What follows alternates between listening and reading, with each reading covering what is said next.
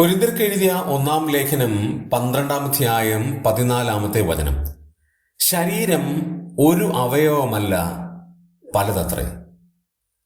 കൊരിന്ത്യ ലേഖനം 12-ാം അധ്യായത്തിൽ കൃപാവരങ്ങളെക്കുറിച്ച് വിശദീകരിക്കുമ്പോൾ ദൈവത്തിന്റെ പരിശുദ്ധാത്മാവ് എടുത്തു പറയുന്ന ഒരു പ്രസ്താവനയാണ് ശരീരം ഒരു അവയവമല്ല, പലതാണ്. അതായത് പല അവയവങ്ങൾ ഒന്നു ചേർന്നതാണ് ശരീരം. കൈ ഒരു അവയവമാണ്, അത് ശരീരത്തിലുള്ളതല്ല എന്ന് പറയാൻ കഴിയില്ല. കാല്, കണ്ണ് ഇതെല്ലാം ശരീരത്തിലുള്ള അവയവങ്ങളാണ്. എന്നാൽ ഇതൊന്നും ശരീരമാണ് എന്ന് പറയാൻ കഴിയില്ല. ഇതെല്ലാം കൂടെ ചേരുന്നതാണ് ശരീരം. ഇവിടെ എന്തുകൊണ്ടാണ് പൗലോസ് ഇങ്ങനെ പറയുന്നത്?